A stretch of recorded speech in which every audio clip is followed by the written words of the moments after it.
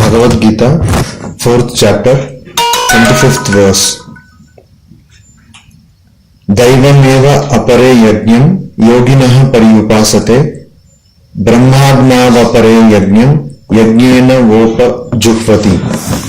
Apare, other, yoginah, yogis, daivam, concerning different gods, eva indeed yajñam, sacrifice, pariyupasate, perform. Apare, other people, brahmadna, in the fire of Brahman, yajñena, by oneself, eva indeed, yajñam, the self, upajihvati, offer as sacrifice. In the previous verse, it has been told how the process of yajna is Brahman, the ghee which is used is Brahman, everything is Brahman, and all this reaches Brahman.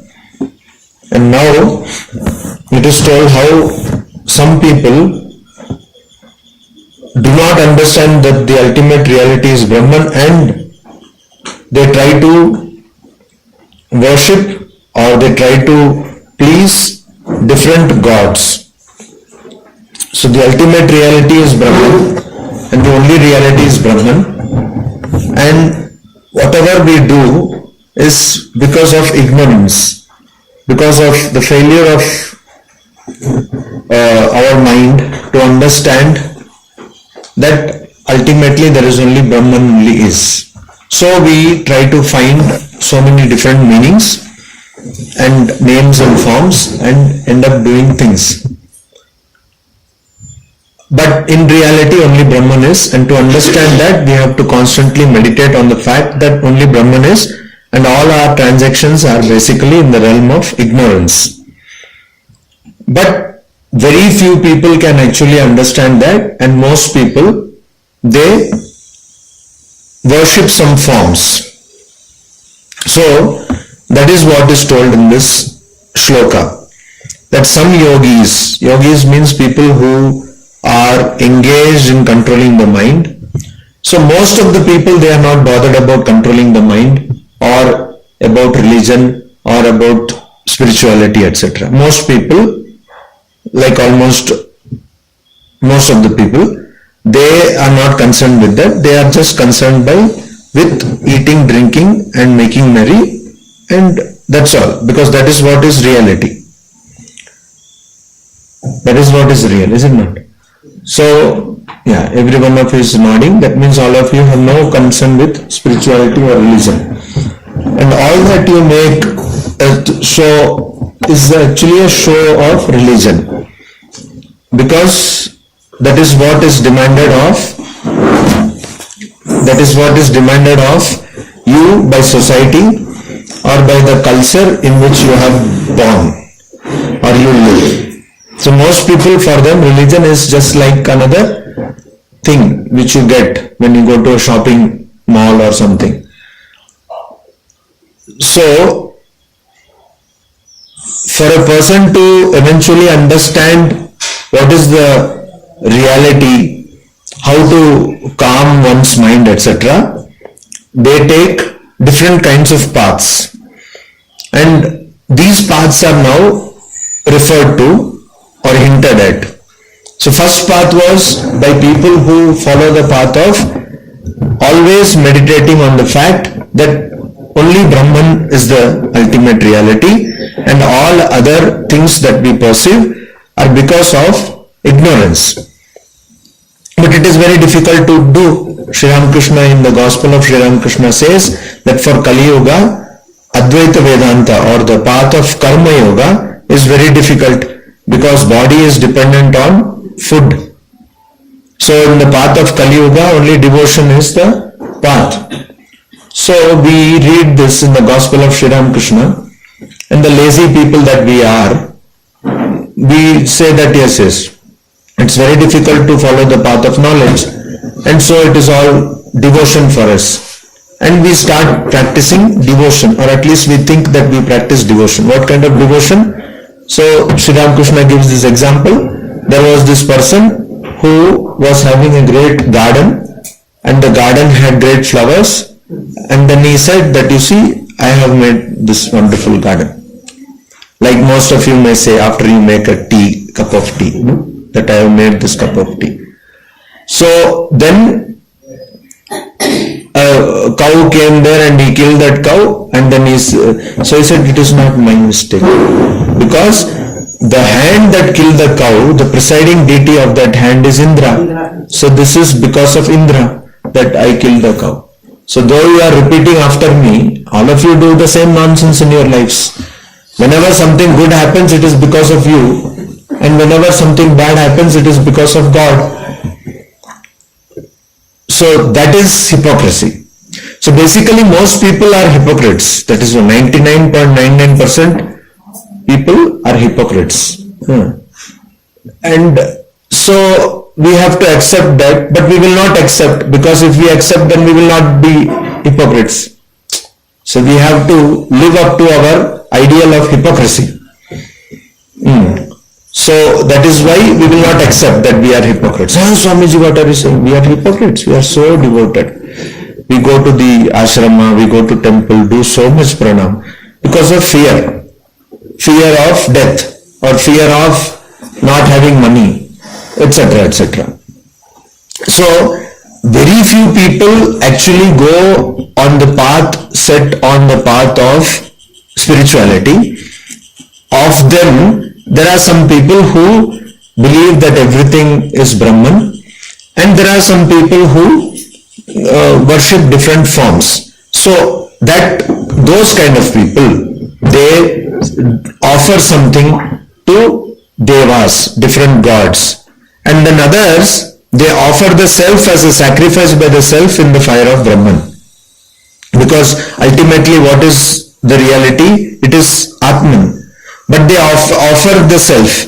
Offer the self means there are two kinds of understanding of self broadly. One is the true self, which is Atman, which is beyond any name and form, beyond any action, beyond any time, space and causation. Desha, Kala, Nimitta. So that self.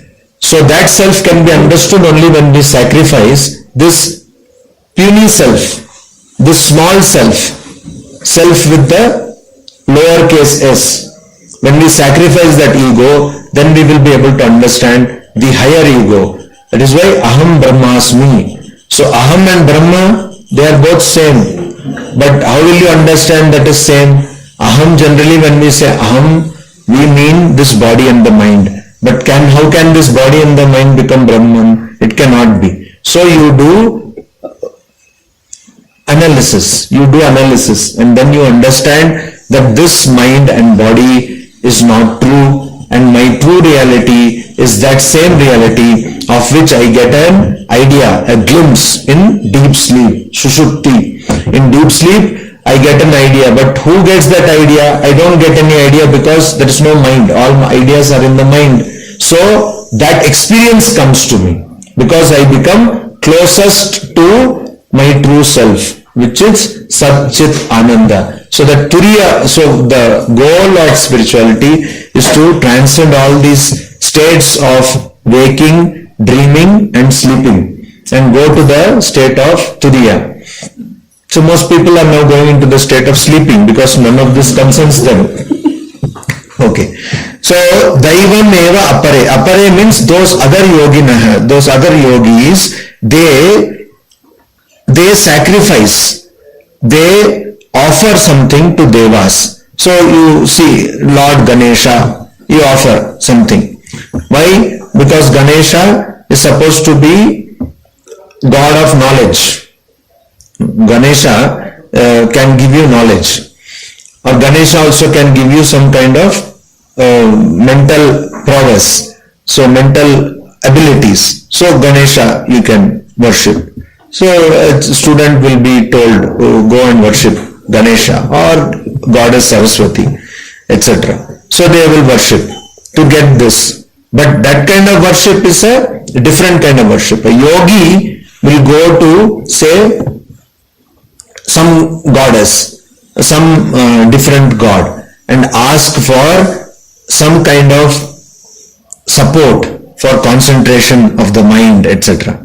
But there are some other people who will worship in a manner, that means they will contemplate. In the Upanishads, different kinds of vidya. Vidya means contemplation or meditation are prescribed. One of the meanings of the word vidya is meditation. So they are prescribed in the Chandogya Upanishad, in the Brihadaranyaka Upanishad. So many vidyas have been told. So if you practice them, you understand that this world is unreal. So you do that, and then you finally understand that this self which you have wrongly associated with the body and the mind is nothing but the Supreme Self. So that is how some people do. So they, in the fire of Brahman, they offer their self to sacrifice as a sacrifice to the higher self. Then in the next verse, Sri Krishna says, Shrotradin indriyanyanye sanyamagnishu juhvati shabdadin vishayanyanya indriyagnishu juhvati. One of the very important practices of spiritual life is to have a restrained mind and sense organs. And that is why most people don't like spiritual life. Because otherwise you can eat, drink and be happy as you are. But spiritual life requires that you restrain things. But they don't understand basic physics. See, in physics what happens? If you have to produce motion or if you have to produce force, what should you do? Energy has to be applied. Energy has to be applied. So force is equal to mass into acceleration. Force is equal to mass into acceleration. So there is a mass and you have to accelerate. Some kind of acceleration has to be applied. In which standard are you studying? Oh, okay. So force is equal to mass into m into a. Now, is it not? Mass into acceleration. If there is a road, say, and the road is also moving, and the car is also moving, will there be any motion? No.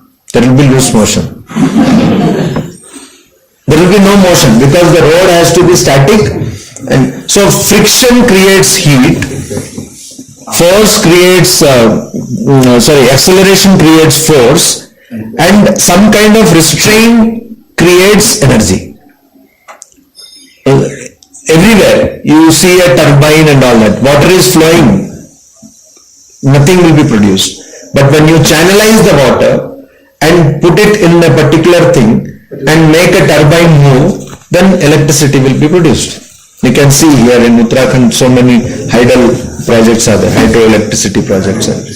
So similarly wind is there, nothing is produced. But when you make the wind pass through a windmill, and then that is, restrained.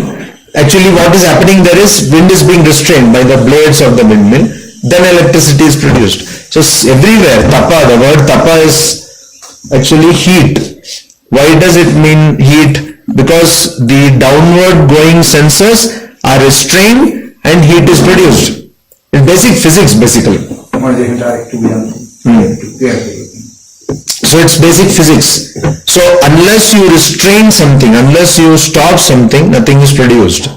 And that is what you are doing all the time.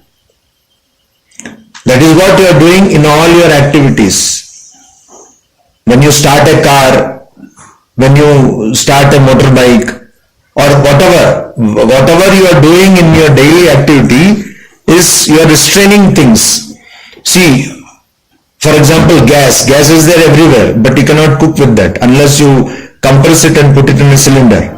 So every time you are doing this, but when it comes to your own mind, you are reluctant to do. You are not reluctant to do, your mind is reluctant to do, because by doing so, mind will be subjugated or restrained.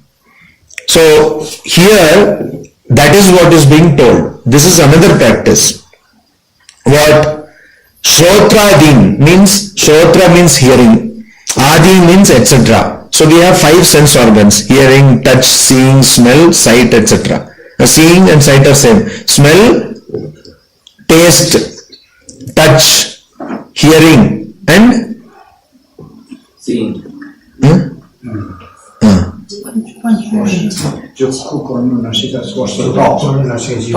Touch, sight, smell, hearing, and taste. We have got 5 senses. So Shrotradi means the senses like hearing, etc. Sanyamagnishu juhvati. That person offers it in the fire of restraint. So that is offered in the fire of restraint, in the fire of control. So by controlling the sense organs, you attain some power over your mind. So this is also one kind of yajna, one kind of sacrifice, which is basic sacrifice. In the 4 qualities which are necessary for a spiritual aspirant, it is told Viveka, Vairagya, Shama Adi Shatka Sampatti, means the wealth of 6 qualities, starting with Shama. Shama Dama, Titiksha, Uparati, then Shraddha Samadhana. So all these 6 qualities. So these 6 qualities one will have, and then one will have mokshutva, the desire to attain moksha. So what kind of desire? The desire to attain more money, which you have, all of you have got that.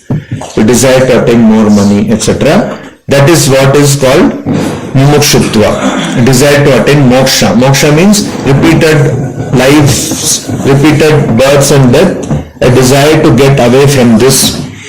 So in that Shama and Dama, they form what is called restraint.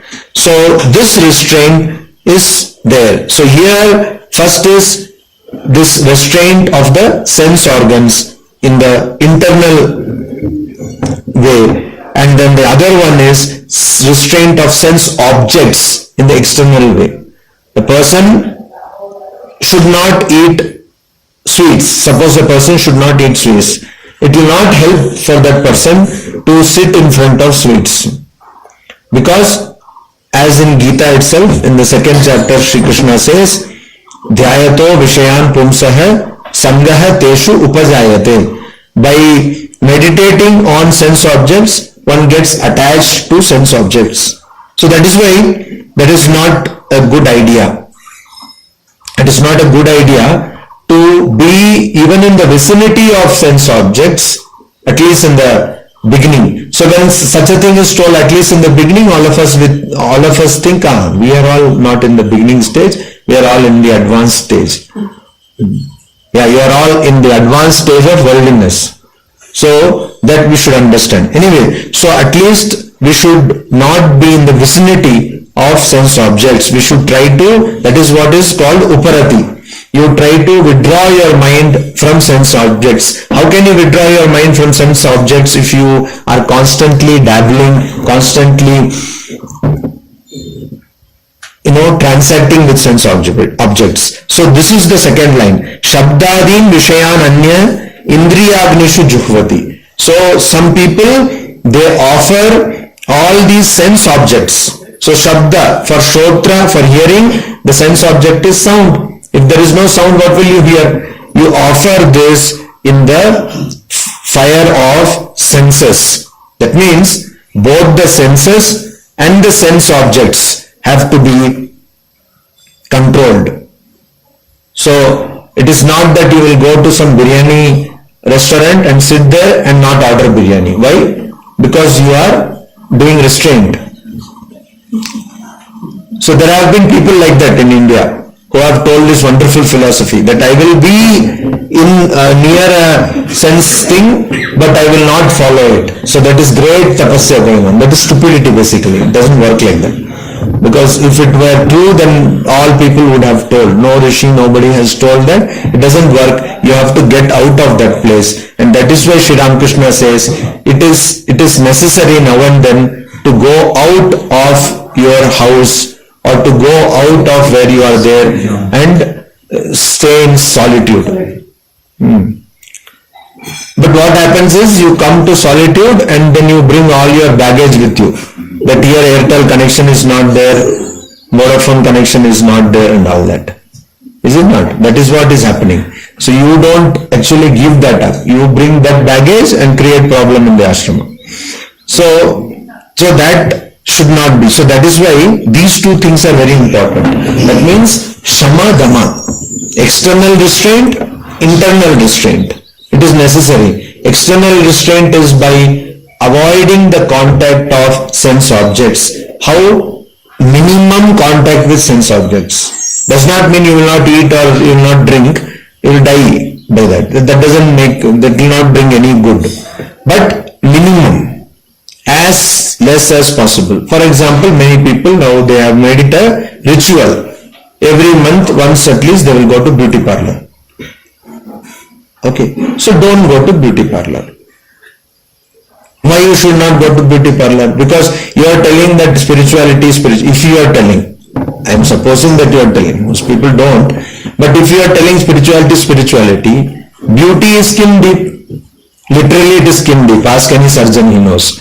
Beauty is really skin deep. One incision and you understand what beauty is. Okay, so if that is skin deep, is it not? Beauty is skin deep. When you cut, do you find anything beautiful? No. So no. So beauty is skin deep. If it is skin deep, then what is the big fuss about this? All this waxing, threading, what all those nonsense things? Why do you do this, all these things? If it is skin deep, even after you do all these and that botox and all that, even if you do all these things, when you die, people from he or she, it will become it. See, a transition of pronoun takes place when you die. Then there will be kab uthayenge isko. Inko nahi, isko. When will it be removed? Like his friend, his son is there, he is in Dubai, he is coming. Well, then nobody comes. Anyway, nowadays मतलब जला दो, क्या है, मर गया, अच्छा हुआ. It is good riddance. So then your pronoun changes. You be from she or he, you become it. So that is what is going to happen. No matter how good beauty parlor you go to, finally this is what is going to happen. Manicure, pedicure, whatever cure you do, unless you have got cured of the bhavaroga, the disease of this samsara, no cure will help you from dying. And if you die, what will happen? So that is what, if you claim yourself to be a devotee of Sri Ramakrishna, then why do you go to beauty parlor? It is so contradictory. Doesn't make any sense. It does not tally at all. But people say, I am a great devotee of Sri Ramakrishna Swamiji. In our house, so many Swamis have come, etc. And then they regularly go to beauty parlor. So good. Swamis also get something to eat, and not that Ramakrishna Mission does not give. These people are going, Swamiji also gets some entertainment, and beauty parlor also gets some money. Nothing is going to happen to that person because it is so hypocritical. So hypocritical. Similarly, all these things. So without beauty parlor, will you die? I don't know of any medical science which says that unless you go to beauty parlor, you will die. Maybe there are some psychological obsessions like that. Probably they may die, I don't know. But it's not medically necessary. Is it medically necessary? It is not necessary. The last time I checked, it was not. So anyway, so beauty parlor is not necessary. Go. Then what else is not necessary? So many trips you make to useless places, that is not necessary. Going to a discotheque is not necessary. Not necessary. So similarly, you can eliminate so many things you do which are not necessary for life. If you keep on eliminating like that, then you understand that life is so simple. We made it complicated. By even going on this pilgrimage and all that, what are you going to get? Nothing you will get. Maybe some knee pain or back pain you may get. Nothing else will you get. Because why? If you go all over the world, if your mind is not purified, what is the point? So, that is what is told here. So, first you have to restrain your sense organs, and you have to also get rid of sense objects. You have to restrain your connection or your contact with sense objects. So this is what some people do. So this is also a kind of sacrifice.